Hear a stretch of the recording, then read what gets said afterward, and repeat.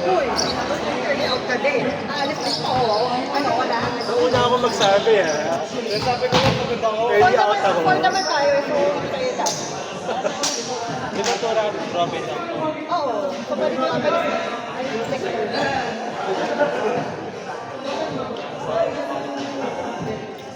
Bakit hindi kayo nagalaro? Kaya, may nakikipagpalit pa din. Mas masakit ka tawag niya. Kaya naman kayo, nagkakakuha ka. Gusto ko yung bigger ball.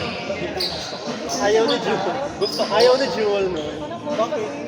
Nag-bigger ball ka? Hindi rin. Kaya gusto ko patay. Pero sabi ni... Kaya kapagod ba? Sa Marikina.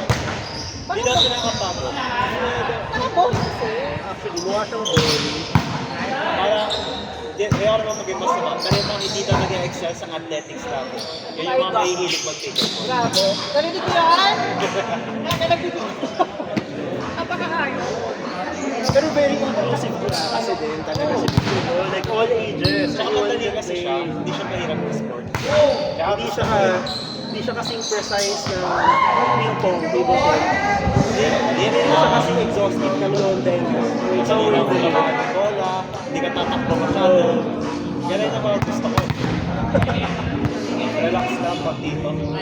Yo! Get mo na yan. Jewel, pag nagpaliga ka dito ng bacon ball sabi ako. Di ba ako nagbibigay?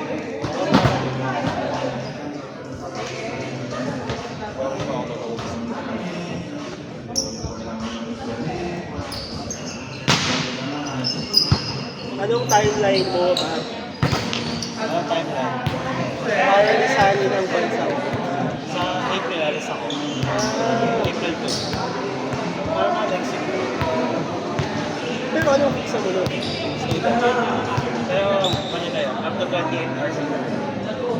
At syempre, pumasok ako, dapat balik ka na sa kanila. Doon ka mag... That's Kukuha ka ng graduate degree there or language degree. Language. Kasi requirements na para mag-work visa. Tapos meron kang certificate Language proficiency. Tapos dapat na gano'n ka rin. Graduate ka rin. Tapos, anong plano yung gawin mo? Balik ako sa dati kong background kasi sa fraction ko. INT. ING, Sudo Bank. Nilipat ako ng Sudo. Dito, pero sa ibang bansa hindi. Yung bangko na walang bangko. Dito na siya walang bangko. Pero baka pa naman talaga siya sa ano, international. Hindi ko naman siya sabing scam siya. Number one yun Kasi sabi ko sa Sudo Bank, in terms of infrastructure. Bangko siya. Ano ginagawa? Loans. Mga nagkakay sa mga contracts. Review, appraisal, Typical approval, approval. Execution. And specific na. and execution, contracts. Yeah. Ano lang. Basic corporate law. Sa Philippines, meron din rules. Yun din. Kung ano exactly yung ginagawa ko dito sa Philippines. Yun ang pagkagawin. Wala namang branches. Meron dito sa Philippines. Parang ano lang siya. Mag-UNC policy. Outsource. BPO. Paano yung mga kontrata nun? Puro digital na. Sa computer. Pati parang sila. Parang kami na-outsource ng Philippines. Mura labor dito. Mga kontrata na mga European. I mean, payag sila na even contracts for the ay digital tapos wala.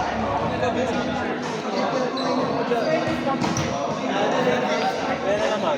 Parang kumbaga ni-email nila ng agent. Oh, digital. We work with naman ang salesperson. Sino mga front office. So, syempre, para yung parang client facing natin, ibang tao, which is yung nasa technicals talaga. Yung gumagawa ng alam mo, mga tight details, pwede ba Back end review.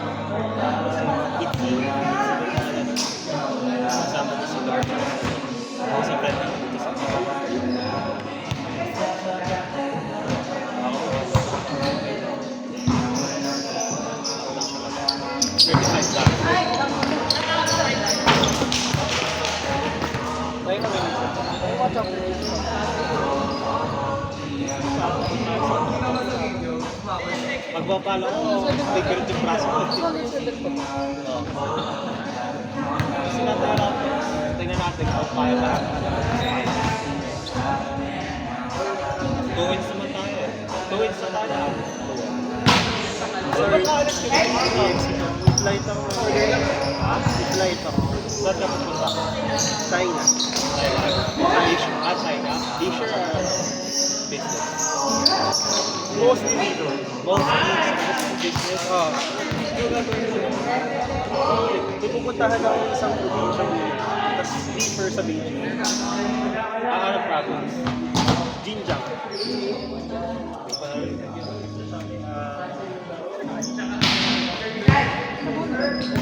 Gago. Baka naman, sino ba may nakaupo dito kanina? Ako sa kanya. Yung province na yan, wala yung specific output, no? Mga medical. Manufacturing. Manufacturing. Ng all yun, medical. Textiles. Mostly construction. Oh. Di ba ganun yung mga China? Ganun yung parang may province, parang specific sila lang. Kumbaga, Sunday Rockland, Mars, Napakaayos na. Napakaayos na urban planning. So yung mga regional centers nila, may mga specific manufacturing or products and services. Galing ka. Yun yung specialization. Sa atin medyo, by design, ganun sana eh. Meron naman. By design. Chocolate, ganun. Pero, About the ano, sige, durian. Durian ba? No, sikat dito sa Davao chocolate. Ganun ka. Pero parang hindi nga advance sa kanila. Dapat kasi agricultural economy tayo. Pero, hindi ganun ka. Parang sa atin, Pampanga, kabayo. So, yun. Sa Metro Manila, puro trabakador. Pero yung mga isang bansa na gusto ko, kasi China. Parang this year, gusto ko China. Hindi na natin. Hindi natin. Kaya tayo nakapupunta. Ano, mamaya? May Bukas? Okay, Hindi gabi kasi sa well excited din ako to monitor how it's going to be a Filipino tourist in China. To be a Filipino tourist in China. Given the diplomatic activity. Sure. Kasi halimbawa, pag pumunta ka ng Vietnam, the Vietnamese are very amicable Filipinos because we have the same enemy that is China. Bawat na diba? So hindi ko alam pero based sa review ko or mga nakita ko vlogs mo, Hindi naman. Asian supremacy ka. It's better to be Asian. Pagdating ng mga Pilipinas, parang hindi makakasa sa halos talaga.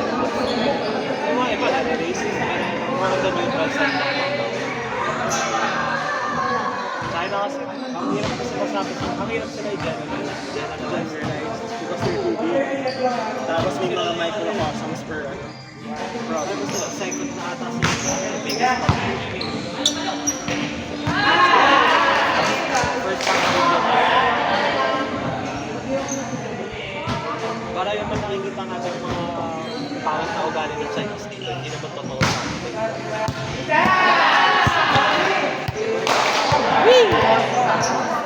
Sana. Hindi ko magkaiba sa probinsya para sa Bobo ka na lang. Siguro, kasi metropolitan area. Hindi ko iba rin yung gano'n. Marami ba sa picture na? Pag domestic flight, Ayaw ko. meron.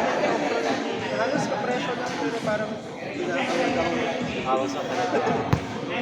ng mga gahapon. Galing nga nun sa... Parang isipin mo, 10 years ago, hindi naman connected yung compact natin. Parang magkakita tayo. Parang traffic. Yung probinsya na naman ganyan yung 7 hours. Kaya naman talaga kasi bawat wala siyang express na parang diretso. Dito lang siya sa mga South China Sea.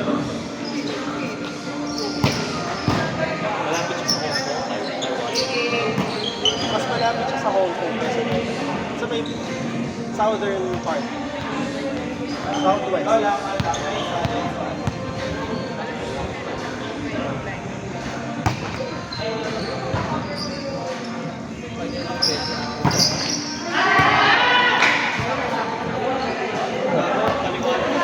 Mas malapit siya sa Taiwan.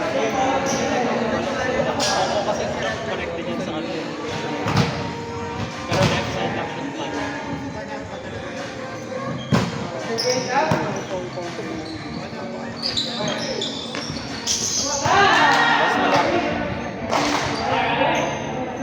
Mas malapit Taiwan. Mas malapit tayo. Ay, gago. May marami siya na ano, sikat sa seafood. Mas malapit.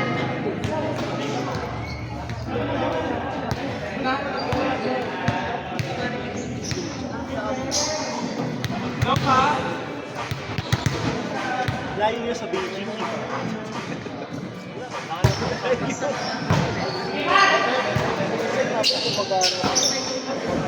Japan naman.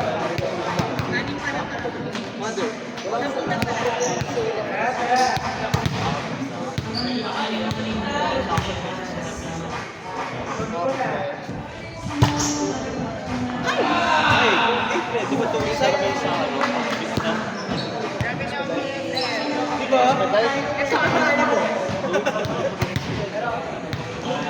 Ikaw na galing pa rin yun. Japan ba? Kailan mo target? Hindi, yung kaya ako na mag-gusto. Puro single shares. Sa April meeting siya. Kaya pag ginayos siya na this week, hindi pa kapitan. Next week dito siya? May schedule? Bukas pa rin sa submit. Buti yan. Ano, may mga expedite kasi kung tayo Pilipinas pag pinapin yung visa process. Meron sila. Grabe kasi yung demand. Yung huling, nag-try ako recently. Meron silang premium. Pero mas mahal. Mas parang within a week. Magkano? 4,500. Puro ba ito? Kasi yung normal ay nasa 2,000. 2,000 yata yung normal. Hindi mo mas mahal na ngayon. Wala ka nag-apply. Last month? Saan ka nag-apply? Sa circuit, Makati. Direct. Eh sa kanila parang Tapos meron ka rin option to deliver na. Tapos mabilis lang, parang 1 week lang pag ano. Oo, mabilis lang. ano ba lang 2 weeks? 1 week na ipaprocess, 1 week na ano. Parang parang 1 week end-to-end na yung delivery. Parang after 3 days, meron ng notification. Pero imposible naman ma-deploy siya kung dalawang beses na siya nang napunta. May dalawang single yung Ma-approve naman yun. Pero kasi yung problema na kaya siya hindi niya naayos yung BIR na business na yun. Kaya yung business permit pa lang, hindi nila natapos. Kaya hindi siya ma-multiply. Proof of filing, kahit hindi pa siya naka-ayos. Ay, hindi ko pwede. Tapos, papagawan ka ng letter na. Nag-file sa BFS, Makati. Pero kailangan mo na appointment. Sa Cubao, kailangan appointment. Oo, meron din BFS. Hindi ko cloud. Paano 5,000. Ah, Hindi na pwede yun. Kailangan siya appointment. Online, check kung saan may pinakamalapit. Search mo yung unit lang. wala kasi ng radio, hindi siya pagkalaki. Magkano plus 5K. 5,000? O tapos plus 2. Tapos ang difference lang yun, hindi ko mapila ng matagal. Mas gawin na lang yun. Para i-check yung requirements mo. Para pag salang, filing mo. Tapos, kaya siya premium lounge kasi meron kayo talagang lounge. Tapos, kasi, may na-serve machine. Sa mga government. Pagka nag-travel agency, medyo Matagal na. mas masagal. Dati parang before ko naging sobrang hype, parang 3 days na yung process ng visa ko. O parang 1 week before na yung flight ko. Sige, process yung visa. Going 3 days ako.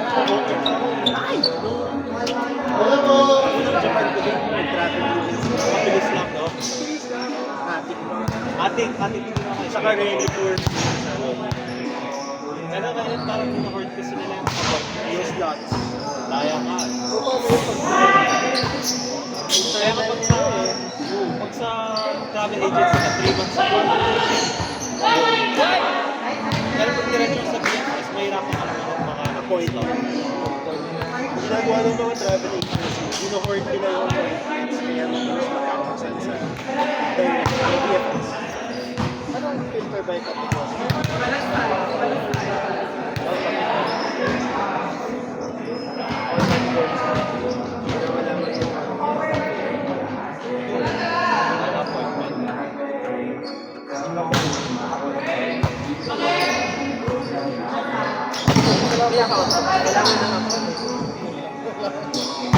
Kailangan ka na account kasi parang kung ano yung profile mo doon, pag nakaschedule ka, meron ka na agad appointment letter. Tapos nandun na yung information mo natin sa application. Baka yung appointment na yung Kaya siya mabilis. Mabilis lang basta mayroong slot online.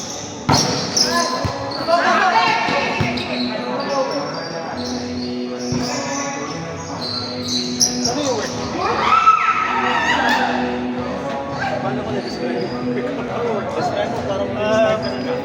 Program manager ako ng development project. Extra fund sa atin USAID,